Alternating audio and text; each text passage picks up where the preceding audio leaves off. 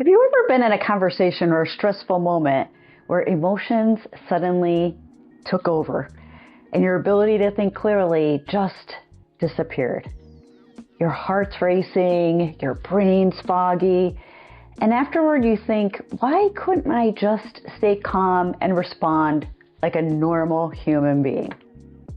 Today I'm going to show you how to exactly do that and why that happens, and give you 3 science-backed tools to get your clarity back fast. Welcome to the Human Edge, where you master your mind, strengthen your life, and show up as your best self when it matters. Hi, I'm Jennifer Rist. I'm a human performance strategist and the creator of the CLEAR method.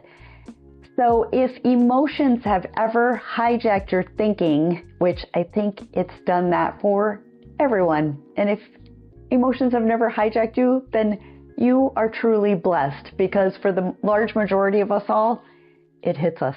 Even when we're experienced speakers, even when we've been in our roles for such a long time, sometimes emotions just get the best of us, right?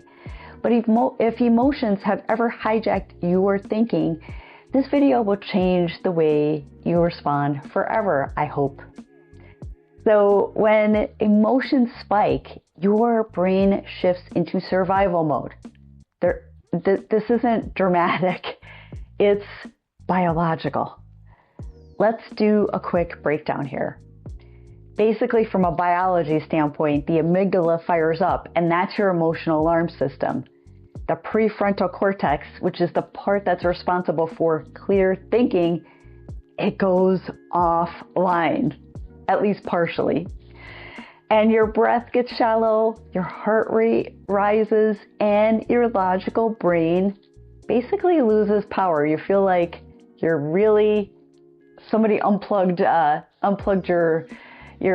of the outlet or took your batteries out, right? Harvard research found that under emotional stress, your prefrontal cortex can lose up to 80% of its functional capacity, which is not good, right? When you think about it, 80%, especially when you're nervous or you've practiced something that you need to say, especially in a difficult conversation, losing 80%, you're not putting yourself in the best situation, right? That's why you can't think clearly. Your brain literally changes operating systems. And the people who care the most often feel this the strongest, believe it or not. So when you're very empathetic, sometimes these type of things happen more than others. So let's look at 3 fast tools that work in the moment when emotions take over our brains. Tool number 1 is let's label the emotion. So this sounds simple, right?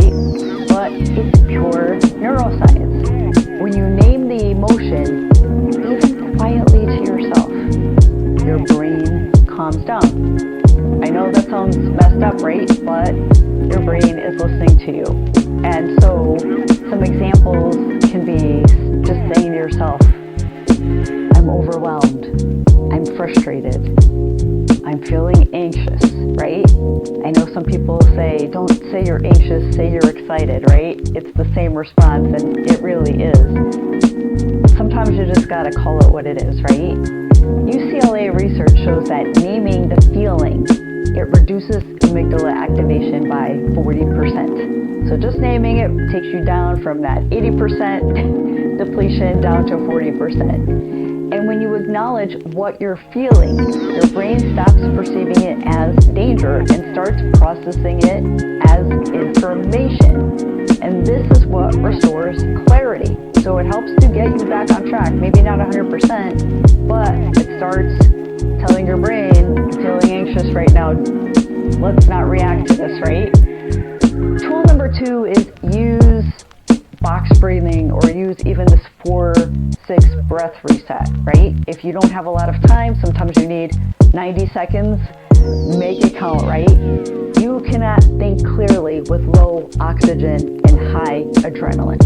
Let's just call that out. That's just a biological fact. But here's your fix. 4-6 breathing method of inhaling for 4 seconds, exhaling for 4, or holding it in for 4 seconds rather, and then exhaling for 6.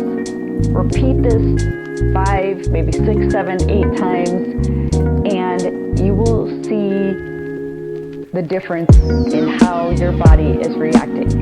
So this longer exhale, so doing it 6 seconds or even 8 seconds if you could do it, it activates the vagus nerve, which is your body's built-in calming system, right? So we do have something built in to help us calm, but we need to activate it.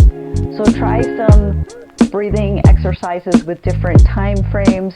I like to recommend like a box breathing where you're 4 in, hold for 4, out for 4, and then hold before you breathe again, but also adding in maybe some extra seconds when you're doing those exhaling motions. That will even stimulate the vagus nerve even more. And frontiers in human neuroscience found that this instantly lowers stress and restores cognitive control. So when your breath slows, your brain follows, right? You got to give it the air, but you don't want to look like in the room that you're having an anxiety attack, right? Even though inside it feels that way.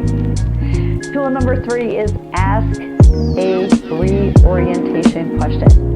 So this is the most powerful mental reset that you can use in emotional moments. Ask yourself, what is the real problem I'm trying to solve right now, right? Even though we're going into maybe a conversation, going into a discussion, going into maybe a meeting, and we know what we're trying to do, but kind of stop yourself, and as you're doing this, pause and breathe. Also reflect on, why am I here? What am I trying to do? What actually matters here? What is the outcome that I want? Picture it in your head. And I also recommend, before you even get into this situation, right, when you're practicing, when you're putting your pitch together, envision how this is going to go, or envision that outcome, right? So that when you get in the room and you start to panic or you get that anxiety and it's something that you're having a tough time shaking, think back to those episodes of practice where you were saying, okay, how do I want this to look? And start to focus on that. Why this works is when you shift your emotion to problem solving, to what you want this outcome to look like, your brain switches networks. You go from reactionary to clarity, and this totally changes your biology.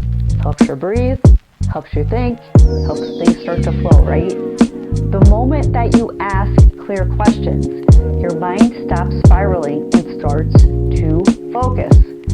This restores calm faster than any positive affirmation ever will. So in order to get into the affirmations, let's call it like it is.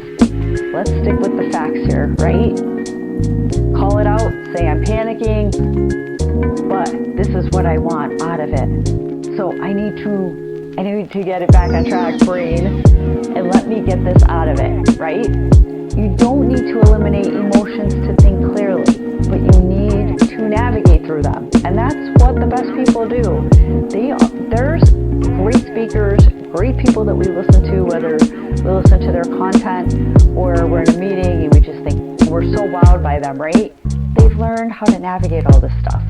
And there's times and there's triggers for them too. Believe me, for many that I talk to that look so confident, and I talk to about like, how do you just keep so clear, concise, and so articulate in the middle of chaos?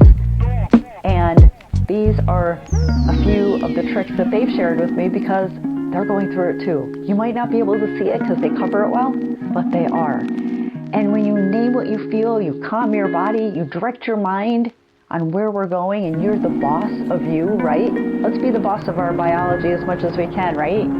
You can regain that clarity, control, and confidence, even in the moments that usually derail you. And that is your human edge. So if you want more tools that you can use in real conversations, especially stressful ones, grab my free guide below, 5 scripts to stay calm and credible in high-stakes conversations. And this will give you the exact words to say when your emotions start taking over. Hit hit subscribe if you want more tools for mind performance, emotional resilience, and becoming a stronger, clearer vision of yourself. And I hope that you got something out of this, and we'll see you all on the next video.